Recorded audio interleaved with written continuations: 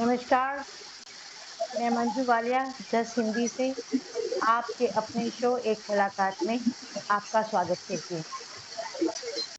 जैसा कि आपको पता है कि आज का दिन बहुत ही दुःख भरा है। 9/11 का जो आतंकवाद था उसमें जितने लोग मारे गए हैं, उनके परिवार वालों से और उनके संबंधियों, मित्रों से, दोस्तों से सबसे हम प्रार्थना करते हैं कि आपको उनके जाने का गम सहने का शक्ति दे भगवान। और हम और हमारा चैनल जैसे भी आपके साथ है। कहते हैं कि दुआ का रंग नहीं होता, दुआ का कोई रंग नहीं होता, मगर वो रंग ज़रूर लेके आती है। और कहते हैं कि अगर आप खुदा की इबादत पर भरोसा रखें, तो भरोसा ज़रूर रखना।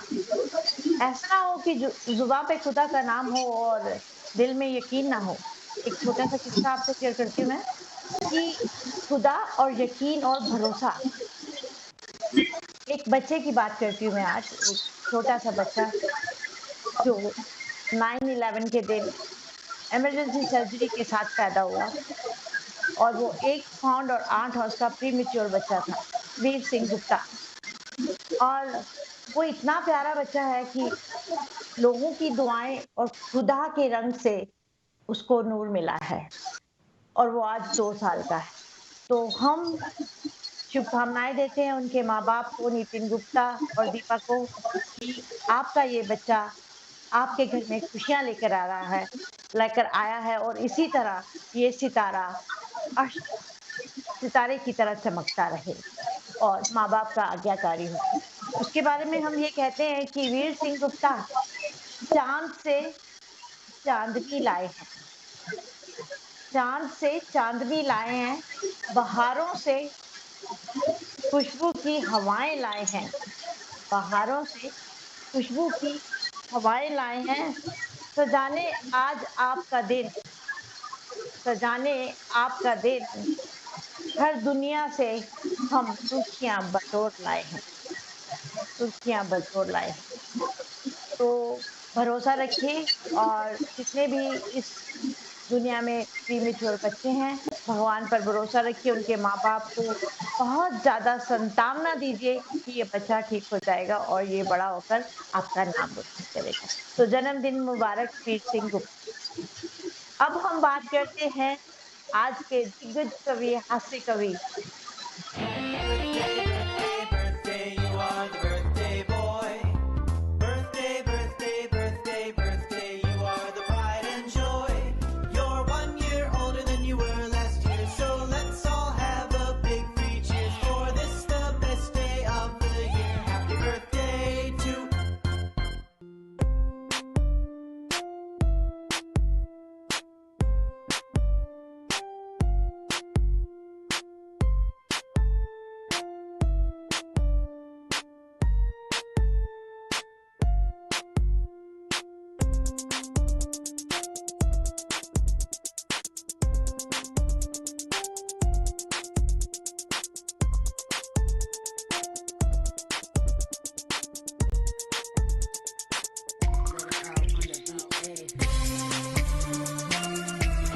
तो धन्यवाद आप सबका। तो अब मिलाते हैं हम आपको दिग्गज कवि हास्य के, और हम इनके बहुत बड़े फैन हैं, अरुण जैमिनी जी। नमस्कार अरुण जी। नमस्कार जी, नमस्कार। कैसे हैं आप? मैं बिल्कुल ठीक हूँ, आप सुनाइए आप कैसे हैं? माहौल कैसा है? जैसा पूरे विश्व में है वैसा ही यहाँ है।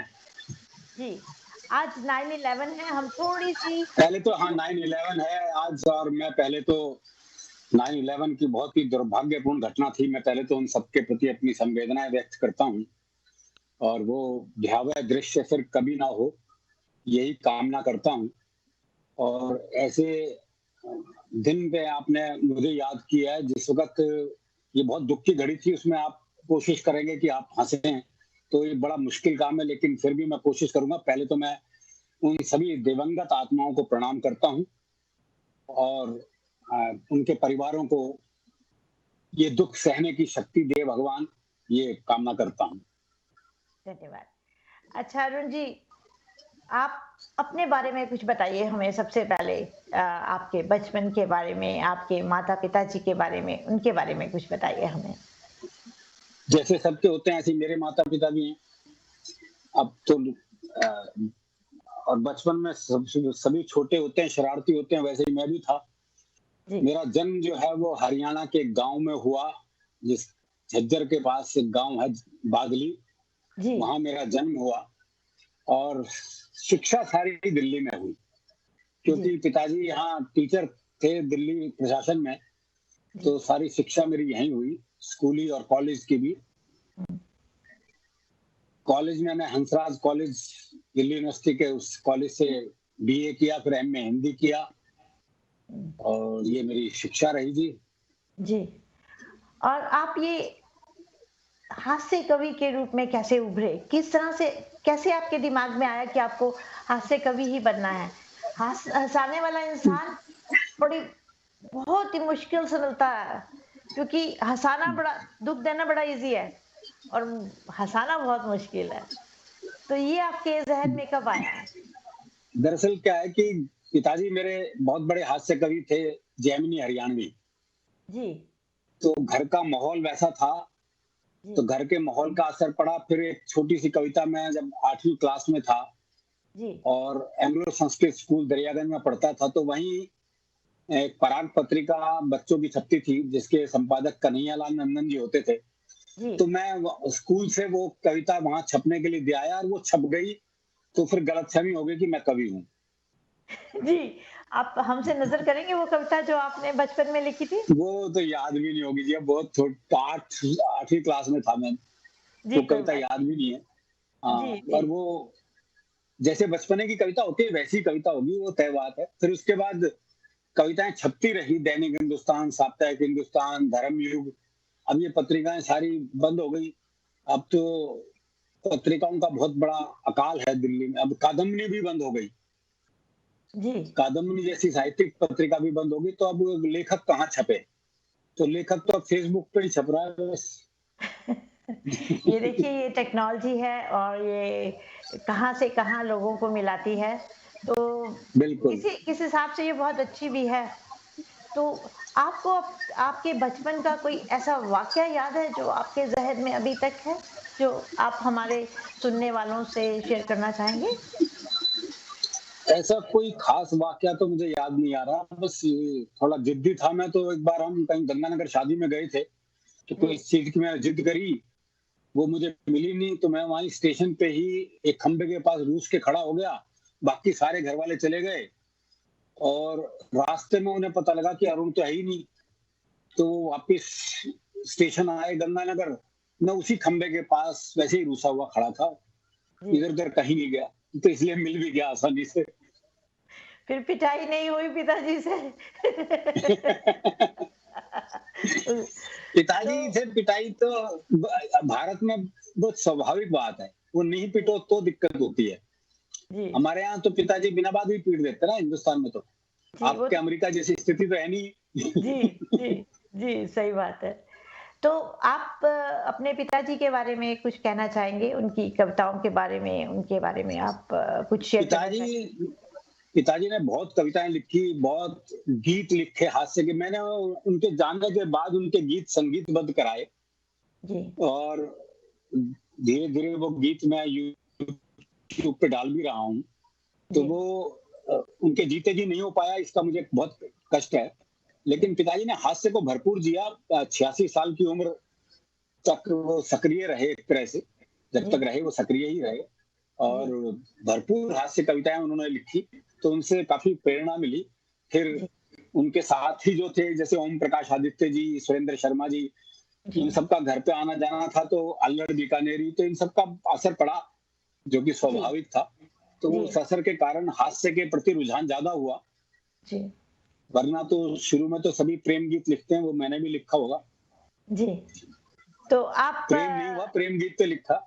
जी, हम आपसे आपके पिताजी के कुछ सुनना चाहते हैं, अगर आपको।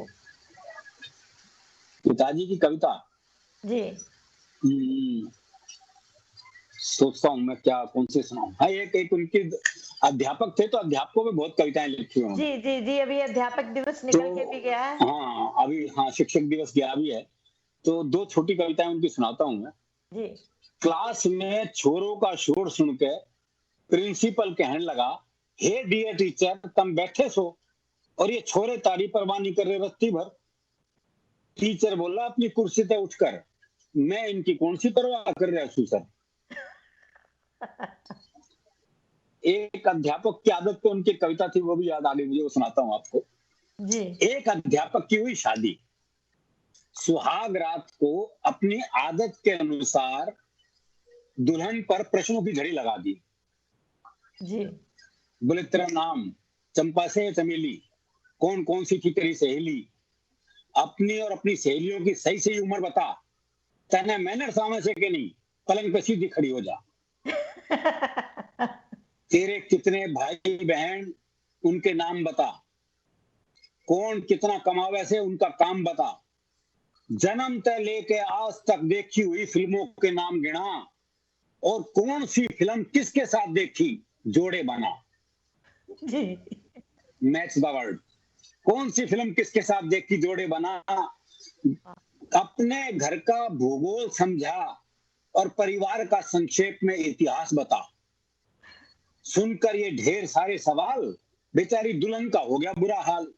तो उसका हौसला बढ़ाते हुए, उसकी कमर थपथपाते हुए अध्यापक बोला, घबरा मत, हिम्मत से काम ले, इन्हीं 5 प्रश्नों के उत्तर दे। बहुत खूब, बहुत खूब, बहुत खूब, बहुत खूब। तो अ, आपको आपके अंदर हास्य कवि छुपा हुआ है, वो आपके पिताजी का ही एक रूप है, जो बिल्कुल, आपके बिल्कुल। अंदर है ना? क्योंकि कहते हैं कि अ, आपको आपकी पहली शिक्षा घर के अंदर से ही मिलती है। तो बिल्कुल जिस सही घर बात का है। आपके घर में जैसे आपने अभी नाम लिए कि कितने आपने पिताजी के दोस्तों के नाम लिए जो आपके घर आते थे। तो जब वो सब लोग बैठते थे और एक ठहाके से लगते थे घर के अंदर, आपको उससे कुछ प्रेरणा मिलती थी या आप भी चुप-चुप के सुनते थे कि जाके सुन सकते थे उनको? चुप-चुप के सुन सकते थे, वैसे तो जा नहीं सकते थे, उनके पास बैठना बड़ा मुश्किल काम था इस तरह, क्योंकि जी, अ, आम भारतीय परिवारों में जैसे पिता से संवाद सबसे कम होता है हमारे यहाँ। जी। हाँ, तो वो संवाद की स्थिति हमारी ज़्यादा होती नहीं थी, पिताजी से तो डर के मारे बात ही नहीं होती थी, तो चुपके ही सुना जाता था और जी, आनंद आता था उनकी बातों में खूब, तो वो वहाँ से काफ़ी कुछ सीखने को मिलता था। जी। अ, अब हम अपने श्रोताओं से बोलते हैं कि अभी बहुत सुंदर किस्से इनसे सुनेंगे इनकी ज़बानी, तो छोटा-सा लेते हैं एक ब्रेक और जाइएगा नहीं, जुड़िएगा हमसे फिर दोबारा और मिलते हैं एक छोटे से ब्रेक के बाद।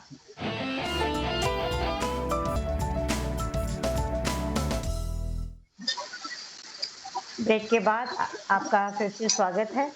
तो हम बात कर रहे थे अरुण जैमिनी जी जी, से, दिग्गज कवि हैं, हास्य कवि हैं।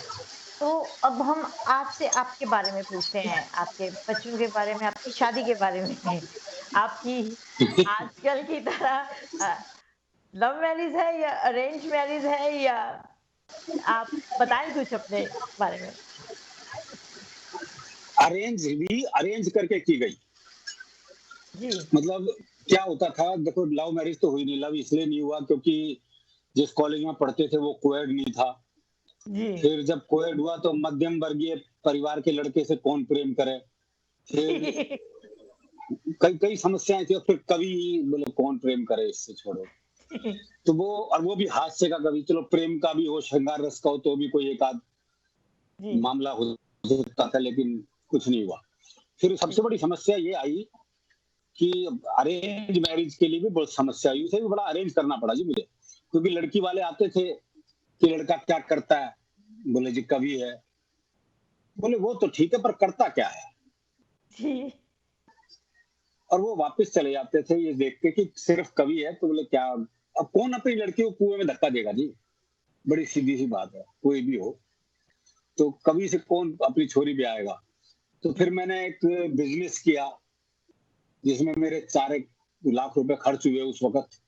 जी। एक एक प्राइवेट लिमिटेड कंपनी बनाई, ऑफिस दिखाया। तो उस ऑफिस को दिखा के, वो अरेंज करके मैंने कि भई ये लड़का ये कविता भी करता है और ये भी करता है, तो फिर शादी हो गई। और जैसे ही शादी हुई, मैंने बिज़नेस को नमस्ते करी, क्योंकि वो मेरे स्वभाव में नहीं था। जी। और वो 4 लाख रुपए अरेंज करके शादी करी मैंने। तो मेरी शादी जी। बड़ी मुश्किल से हुई, और उसके बाद दिक्कत क्या हुई कि सासू बड़ी परेशान, जी। क्योंकि लोग पूछते थे, भई दामाद क्या करता है? जी। तो मेरे से बोली, मैं क्या बताऊँ क्या करता है? बहुत दिन तक तो ये बताती रही कि उनका पब्लिकेशन का काम है, ये वो। जी। बोले, मैं क्या बताऊँ? मैंने कहा, बता दो कवि ये है। अच्छा, जी। वो बताती भी होंगी, तो सामने वाले को ऐसा लगता होगा जैसे उन्होंने अपनी लड़की कुएँ में धक्का दे दिया। जी। तो बेचारी बहुत साल तक तो संकोच में बताती ही नहीं थी कि वो कवि हैं, वो बस यही कहती थी पब्लिकेशन का काम है। जी। वो बहुत बहुत दिनों बाद जब थोड़ी-सी पहचान बन गई, लोग पूछने लगे, तब वो कहती थी, हाँ, ये मेरे जी, अब ठीक है, दामाद हैं, कवि हैं। अब कवि हैं। जी। अब अब क्या फ़ायदा ठीक होने का सर? अब 62 साल की उम्र में ठीक भी है तो क्या ठीक जी। है? और आपके बच्चे जो आपके 2 बच्चे हैं मेरे, बिटिया की शादी हो चुकी है, अ, इसके 6 साल का बेटा है। और बेटा जो है अभी फ़ोटोग्राफ़ी का कोर्स करने के बाद, डायरेक्शन का कोर्स करने के बाद, एडिटिंग का कोर्स करने के बाद अभी स्ट्रगल में है। अभी जी। आज ही वो गया है शूट पर रणथंभौर, तो किसी जी। किसी फ़िल्म में एसोसिएट डायरेक्टर है। तो जी। वो जब आएगी, जब देखेंगे। तो तो भी कुछ स्ट्रगल, बम्बई में तो आप जानते हैं कि थोड़ा स्ट्रगल ज़्यादा लगता है, समय ज़्यादा लगता है। पर वो कविता के क्षेत्र में नहीं है, वो कविता के क्षेत्र में। कैमरे से ही कविता लिखता है। अच्छा, तो आपका बेटा जो है वो कवि के उसमें नहीं गया। चलिए कोई बात नहीं नहीं। है। अपनी कहीं तो पीढ़ी सुधरे। जी। बट आप बहुत प्राउड फादर हैं कि चलिए अब आप किस उम्र में, किस एज में आप मंच पर आए थे? और किन-किन लोगों के साथ आपको वहाँ पर देखा गया और लोगों ने कहा कि ये सबसे पहले हम आपकी उम्र की दरअसल बात करते हैं, किस उम्र में आए थे आप? मैं 80 में मैंने एमए किया था, 1980 में। जी। और 1980 में एमए खत्म होने कर कंप्लीट होने के बाद, रिजल्ट आने के बाद मैंने छुट-पुट कार्यक्रम शुरू किए थे। जी। 40 साल हो गए आज। और 22 साल की उम्र रही होगी तो। जी। और फिर डिप्लोमा किया मैंने जर्नलिज्म में। जी। वो क्योंकि कॉरेस्पॉन्डेंस था, इसलिए एक आध प्रोग्राम करता रहता था। फिर वो जर्नलिज्म किया, फिर उसके बाद 1 साल तक नौकरी की भी कोशिश की, जी। तो नौकरी नहीं मिली। जी। नौकरी भी तो आसानी से नहीं मिलती ना। तो जी। लेकिन कवि सम्मेलन थोड़े-थोड़े चल रहे थे, तो फिर उसके बाद मैंने सोच लिया कि अब नौकरी करनी ही नहीं, सिर्फ कवि सम्मेलन करने हैं। जी। तो ये तो ऐसी यात्रा रही है। जी, ये तो ये बात हो गई कि अगर तुम सूरज की तरह चमकना चाहते हो, तो तुम्हें पहले सूरज की तरह जलना होगा। बिल्कुल, बिल्कुल। जी, तो बिल्कुल, पिछले वही रहा हमारे साथ। इसके ऊपर आप कुछ पंक्तियाँ शेयर करना चाहेंगे हमारे श्रोताओं के साथ प्लीज़? इस पे क्या पंक्ति जी, आगे दरअसल संघर्ष तो कवि सम्मेलन में भी स्थापित होने में बहुत समय लगता है। जी। एक दिन में कवि सम्मेलन में कोई भी कवि स्थापित नहीं होता। उसमें समय लगता है, धीरे-धीरे लोगों तक पहुँच बनती है, फिर उसके बाद आपकी डिमांड होनी शुरू होती है, तब जाके आप स्थापित हो पाते हैं। जी। तो उसमें समय लगता है। तो लगभग 92 में जाके मैं एक तरह से कह सकता हूँ खुद को कि हाँ, मैं फिर स्थापित हो गया था। जी। लगभग 10 एक साल का संघर्ष तो करना ही पड़ा। जी। तो लास्ट एपिसोड हमारा नारी के ऊपर था। आप नारी के बारे में कुछ कहना चाहेंगे? हम सुनना चाहते हैं, आपके हास्य कविताओं में से कुछ। देखो, नारी पे भी सुना देते हैं। दरअसल क्या है, तो कोरोना से पीड़ित हैं सब, पूरा जी। विश्व। जी। तो हमारे यहाँ कोरोना की स्थिति ऐसी रही कि कहा गया वर्क फ्रॉम होम। जी। अब भी ये वही हो रहा है, work from home. Work from लेकिन होम। इस वर्क फ्रॉम होम में पैसे नहीं है। जी। तो अब हम कवियों के साथ तो दिक्कत है ना, वर्क फ्रॉम होम कैसे करें? जी, तो मैंने घर पर ही कविता सुनाई। जी, ना कोई हँसा, ना किसी ने ताली बजाई, जी, ना ही कोई पेमेंट जेब में आई।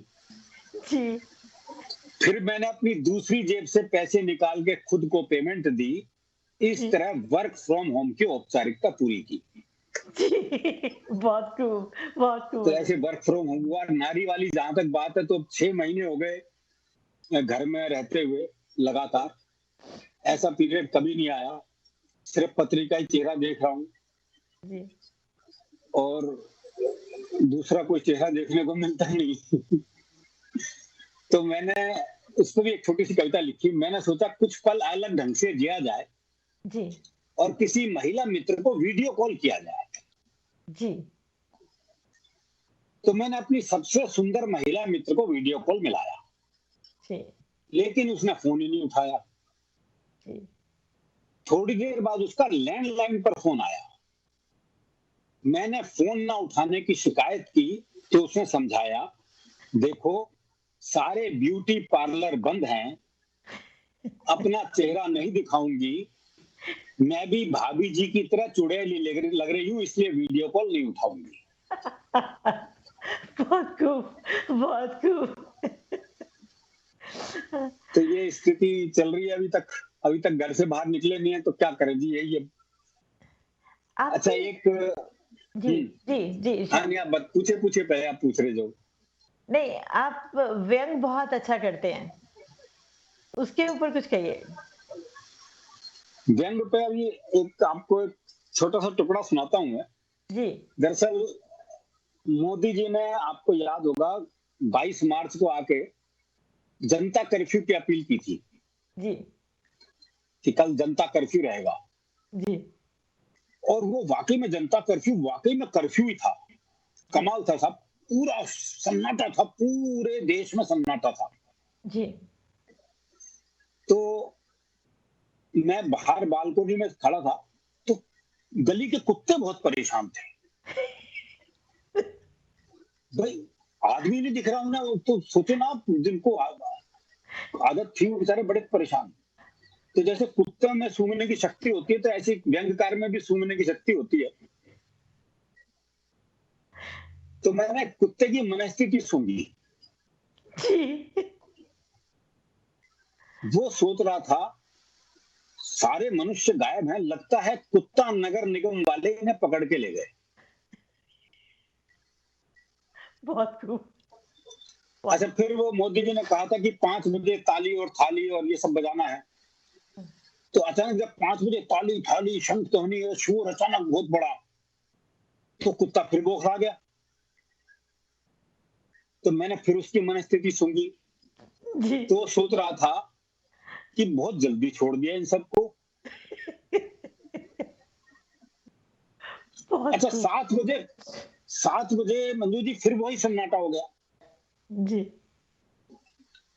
अच्छा, वो कुत्ता फिर परेशान हुआ। मैंने फिर उसकी मनस्थिति सुनी, तो वो सोच रहा था, और मचाओ शोर, फिर से ले गए ना पकड़ के। जी। वाह, वाह! क्या बात है अरुण जैमिनी जी। तो ये वक़्त तो दृश्य का आनंद लिया।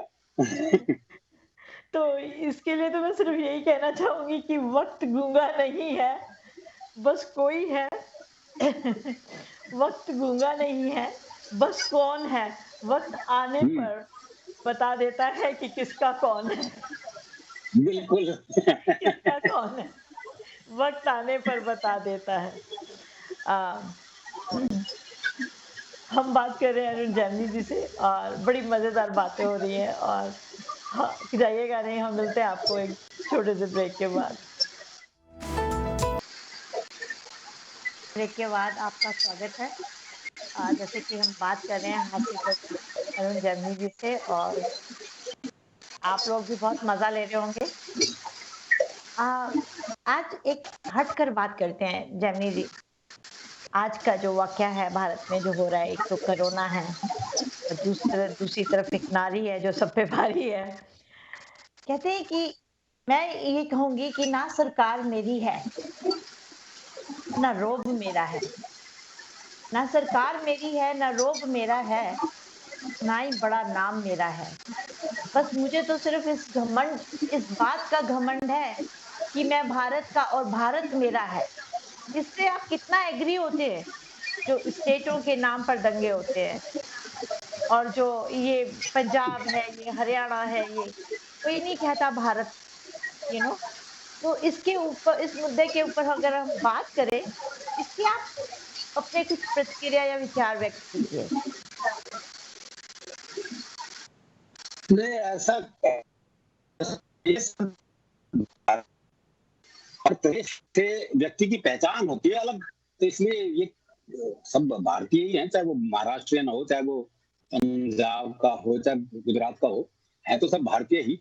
तो वो इस बात पर तो कोई दंगा फसाद होना भी नहीं चाहिए। जी, दंगा अभी फसाद तो अरुण हमारे जी यहाँ और बहुत।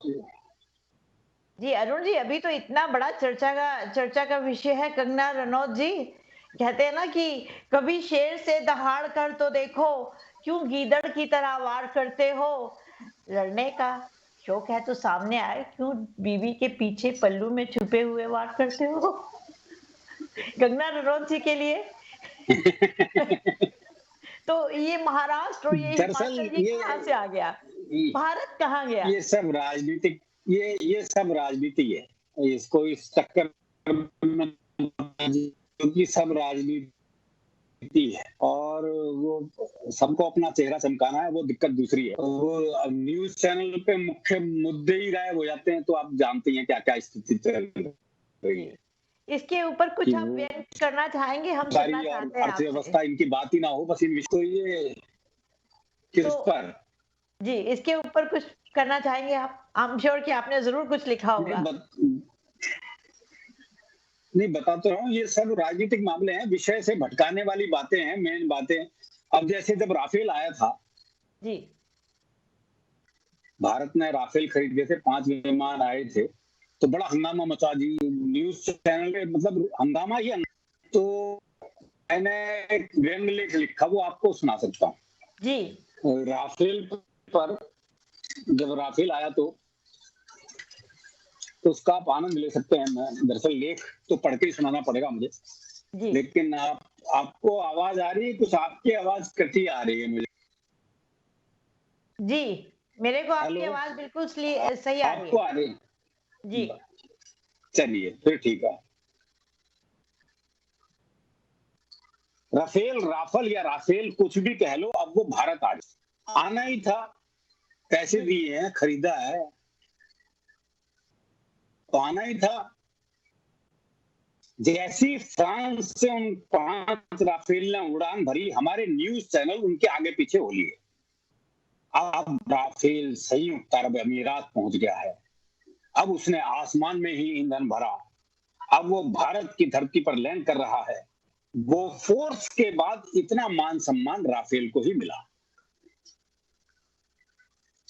वो फोर्स 14 1986 में हुआ था।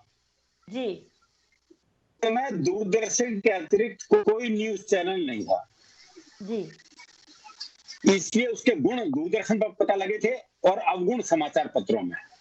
जी, ना टीवी पर बहस होती थी, ना जूतम पजार। फिर भी उस बोफोर्स ने सरकार कर दी थी, क्योंकि लेखकों और रिपोर्टरों ने अपनी लेखनी से ही माहौल बना दिया था। प्रसिद्ध व्यंग्य लेखक शरद जोशी का व्यंग्य श्रोताओं पर जादुई असर छोड़ता था। शरद जोशी जी कहते थे, वो फोर्स एक आड़ थी, जैसे आप कहिए कि धीरे धीरे लड़का लड़की में बोफोर्स हो गया, जी, इसका मतलब प्रेम हो। जी, किसी गमी में परिवार को समझाते हुए कहिए, देखो जाने वाला तो चला गया, अब बोफोर्स करने से क्या फायदा। जी, बोर होने पर कहिए, यार हम तो बैठे बैठे बोफोर्स हो गए। पत्नी पूछे क्या सब्जी कैसी बनी है, तो कहिए बोफोर्स, वो जी, खुश हो जाए। जी, जी।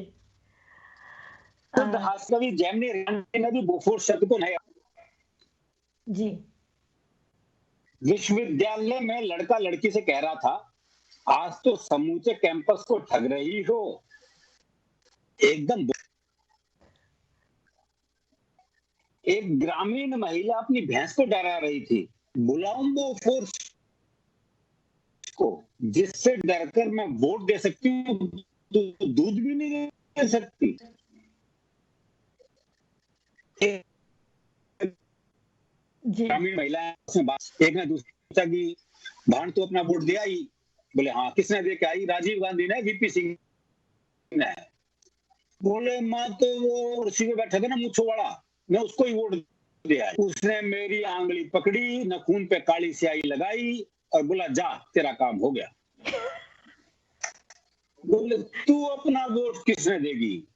राजीव गांधी ने, वीपी सिंह ने। उसने वो फोर्स कर दिया ना, जी। और हमारे वीपी सिंह ने करते हुए देख लिया। जी। पूरी बात। जी। बिना मीडिया के वो फोर्स ने जो हंगामा मचाया, वो हंगामा राफेल मचा रहा है। फ्रेंच शब्द राफेल आप जानते ही हैं। जाहिर उठे सही है, मिस्र कतर आदि का तो पता है। मीडिया ने जो उससे पूरा फ्रांस अपने आप को विश्व विजेता समझने लगा है। भारतीय मीडिया की ब्रेकिंग न्यूज से वो खुद अचंभित है। राफेल आया, पाक और चीन के लिए आफत लाया। राफेल से भारत के चेहरे पर मुस्कान, पाकिस्तान हुआ परेशान। राफेल के आने से चीन बना चूचू का मुरब्बा, पाकिस्तान को याद आए अब्बा। ऐसे ऐसे हेडलाइन थे उस वक्त हमारे न्यूज चैनल पर। जी। इन न्यूज चैनल के एंकरों ने राफेल के बारे में वो बता दिया जो फ्रांस को भी नहीं पता था। जी। मोदी जी खुद सोच रहे हैं कि जब इन एंकरों को इतना पता था तो बेकार फ्रांस से मंगवाया, इनसे ही बनवा लेते। जी। इतना हंगामा देखकर फ्रांस ने गुप्तचर को भारत के आम जनमानस पर राफेल का असर देखने भेजा। अच्छा, मैं आपको बताऊं कि लेख क्यों लिखा गया। जैसे जब राफेल आया तो एक टीवी पे विज्ञापन, आप लोग तो नहीं देख पाए होंगे शायद, राफेल पान मसाला आ गया था।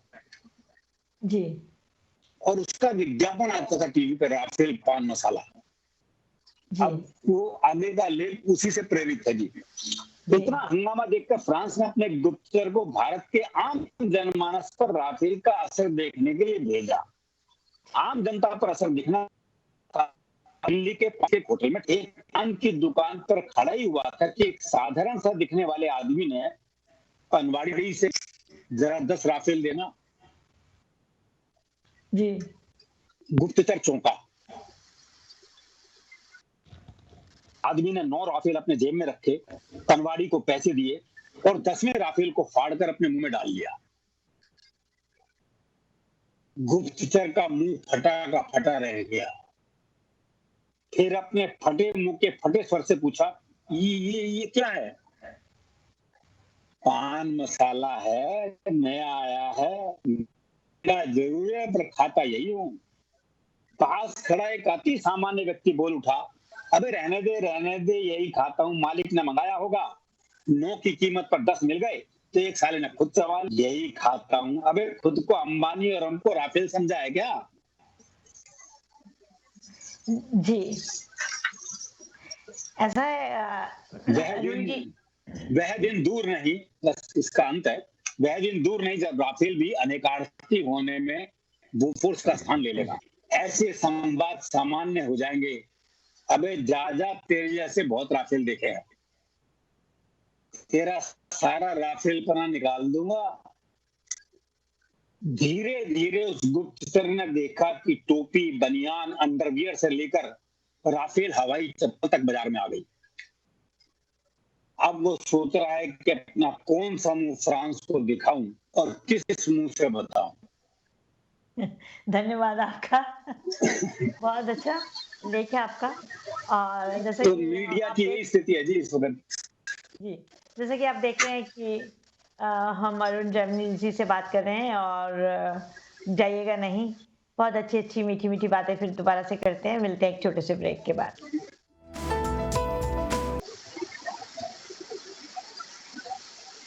ब्रेक के बाद फिर आप सबका स्वागत है। जैसे कि हम बात कर रहे थे अरुण जैमिनी जी से, तो अरुण जी अ, बड़े मंच पर आपने कैसा अनुभव किया? आप कई पुरस्कार से नवाजे गए हैं और मैं उन आपसे उनका अनुभव सुनना चाहती हूँ, आपके बड़े मंच का और आपके पुरस्कार के बारे में जानना चाहती हूँ कि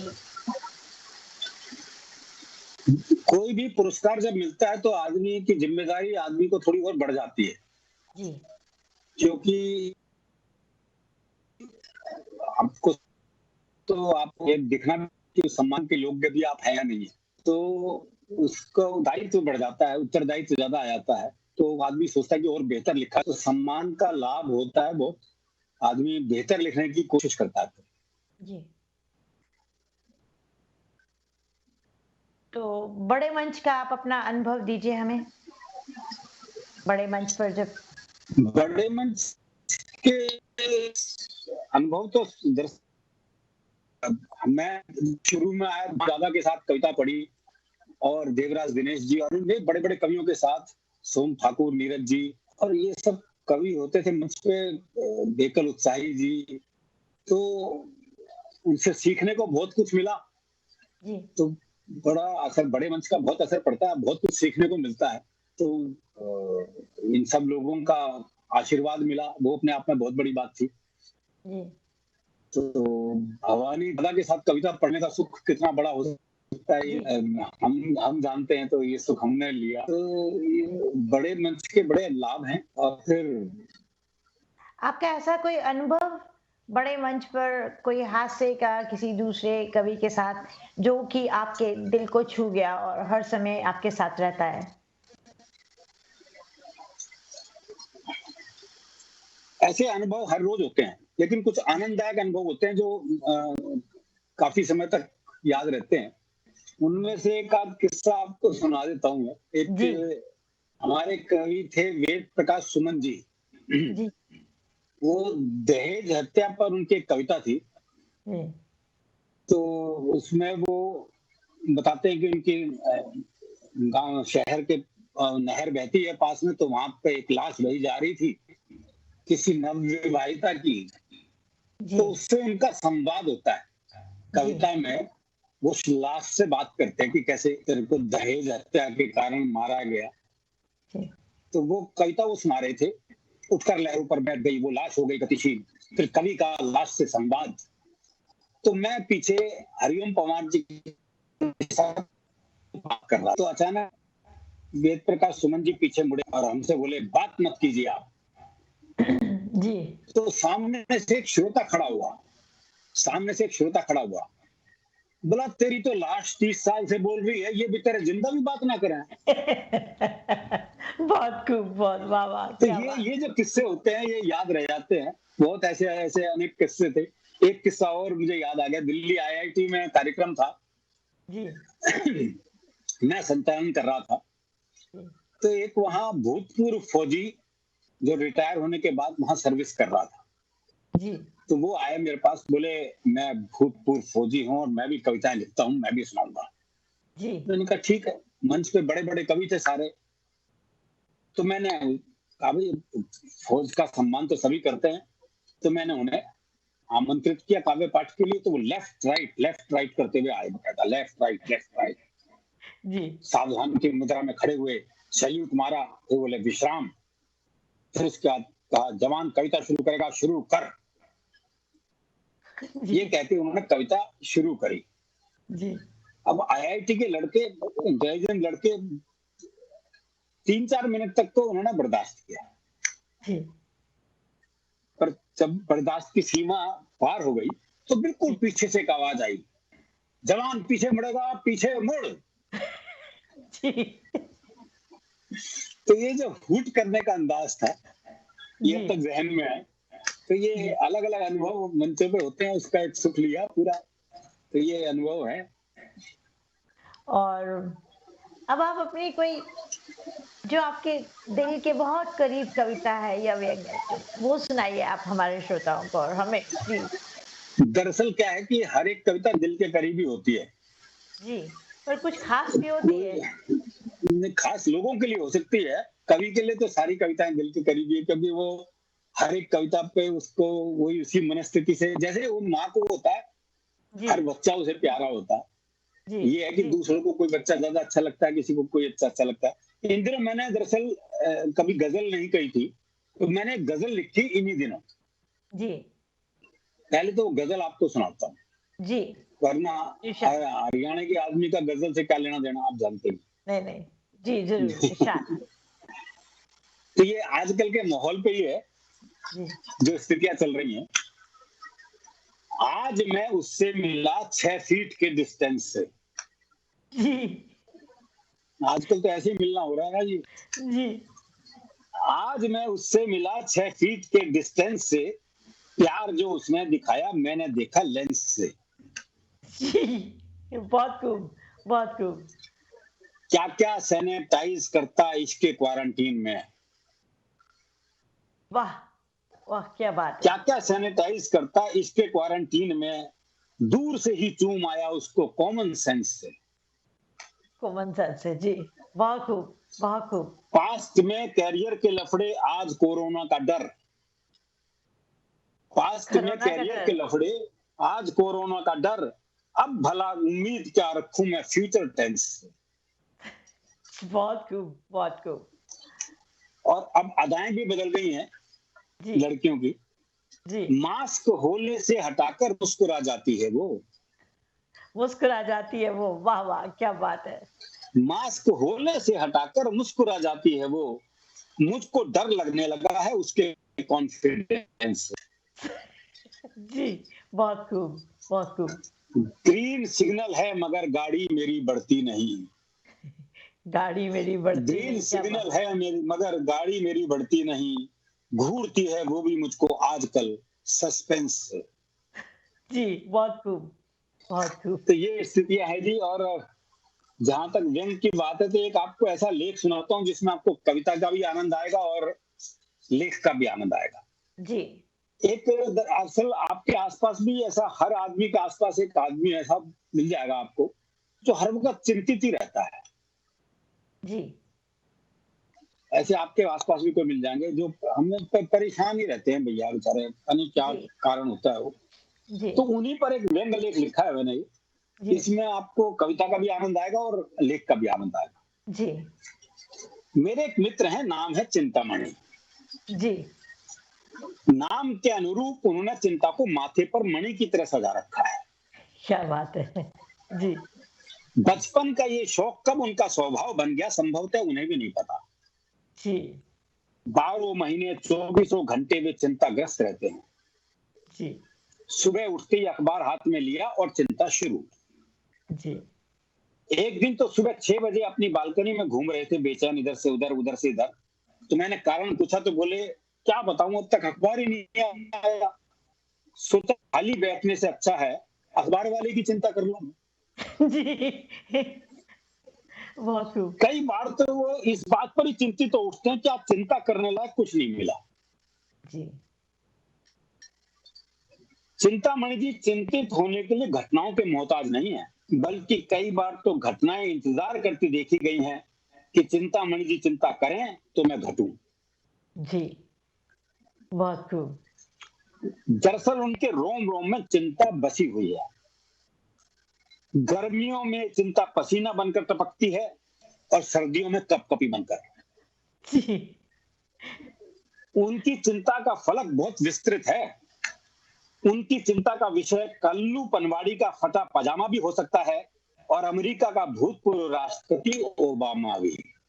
बहुत खूब। जी बढ़ती हुई महंगाई की चिंता, बसेसर की भागी हुई लुगाई की चिंता, आम की चिंता, खास की चिंता, वर्तमान के इतिहास की चिंता, मुश्किल से मिली आजादी की चिंता, सलमान खान की शादी की चिंता, इसकी चिंता, उसकी चिंता, चिंता ही चिंता। चिंता वही जो चिंतामणि जी करें, एक बार मिल तो लें। क्या बात है, सही बात। कहते हैं चिंता चिता समान है। जी, चिंतामणि तो हर समय चिंता की चिता पर लेटे दुख की अग्नि को अपनी आहों से ही हवा देते रहते हैं। जी, उन्हें देखकर ही लगता है जैसे वो किसी शव यात्रा में जा रहे हैं। जी, गजब की साधना है उनकी। जी, कब चिंता करते करते चिंतित हो जाएंगे कोई नहीं जानता। चिंता करते हुए उनका चेहरा विश्व स्तरीय हो जाता है। आंखें आकाश की ओर उठ जाती हैं, सांसों की गति बढ़ जाती है, लंबोतर चेहरा और थोड़ा लंबा हो जाता है। सारी चिंता को अपने चेहरे में समा लेते हैं। देखते ही देखते उनका चेहरा प्रश्नवाचक चिन्ह का रूप ले लेता है। ऐसा व्यक्ति देखने में ही चिंताजनक लगता है। जी, लॉकडाउन खत्म होते ही मैं सबसे पहले उनसे मिलने पहुंचा। जी, पहुंचा तो ये सोच के कि वो चिंता के महासागर में गोते लगा रहे होंगे, पर निराशा हाथ लगी। वो चिंतित कम परेशान ज्यादा लगे। चिंता और परेशानी के बीच बारीक सी रेखा होती है। जी, जैसे चुनाव के समय अपने उम्मीदवार को जिताने की चिंता होती है जी, और परिणाम आने के बाद दूसरी पार्टी के विधायकों को खरीदने में परेशानी। जी, मैंने परेशानी का कारण पूछा तो माथे की त्योरियों को सहलाते हुए बोले, भैया चारों तरफ रोना ही रोना है। टीवी खोलो या अखबार, कोरोना ही कोरोना है। पूरा विश्व रुका रुका सा है, हर कंधा झुका झुका सा है। अर्थव्यवस्था औंधे मुंह पड़ी है, बेरोजगारी मुंह बाए खड़ी है। मजदूरों के पांवों के घाव देखूं या अपनों की प्रतीक्षा में टकटकी लगाए गांव देखूं। दो निवालों के लिए तरसते पेट देखूं या पेट्रोल डीजल के बढ़ते रेट देखूं। गरीब की आंखों में आंसुओं की लड़ी है और ऐसे में नेताओं को चुनाव की पड़ी है। क्या बात है! बहुत और ऐसे में नेताओं को चुनाव की पड़ी है। बस भैया यही परेशानी है, अपनी छोटी सी अंजुरी में आंसुओं के इस महासागर को कैसे भरूं, किसकी चिंता करूं, किसकी ना करूं। बहुत खूब, बहुत खूब। चिंतामणि जैसा चिंतनीय व्यक्तित्व जो हर समय चिंतनाता रहता हो, अन्यत्र मिलना मुश्किल है। जी, ये तो उनका दुर्भाग्य है कि वो भारत में जन्मे। जी, अगर उनका जन्म अमेरिका में हुआ होता तो अब तक नोबेल सम्मान से सम्मानित हो चुके होते। जी, इतनी बड़ी प्रतिभा अपने यहाँ सड़ रही है और हमें इसकी जरा सी भी चिंता नहीं। और यही उनकी सबसे बड़ी चिंता भी है। एक बार तो उन्होंने मुझसे कहा भी था, बंधु मैं सारी दुनिया की चिंता करता हूँ पर मेरी चिंता कोई नहीं करता। जी, कभी कभी तो मन करता है भाड़ में जाए दुनिया, मैं ही क्यों चिंता करूं। फिर सोचता हूं यदि मैं भी औरों जैसा हो जाऊंगा तो चिंता शब्द का अस्तित्व ही संकट में आ जाएगा। यह कहकर वो फिर चिंतित हो उठे। बहुत खूब अरुण जैमिनी जी, बहुत खूब, बहुत अच्छा। आप आज आपसे मुलाकात करके बात करके बहुत अच्छा लगा। और जैसे कि समय किसी का नहीं होता, समय रुकता नहीं है, चला जाता है। तो आज अब हमें आपसे विदा लेने का समय आ गया है और बहुत बहुत आपके शुक्रिया जी, बहुत अच्छा लगा मंजू जी। बहुमूल्य समय जो आपने दिया, हम और हमारी टीम जस हिंदी की पूरी टीम आपके आभारी हैं। और अपने श्रोताओं से ज़रूर कहेंगे कि सेफ रहिए, खुश रहिए, आबाद रहिए और इसी तरह देखते रहिए एक मुलाकात। जय हिंद।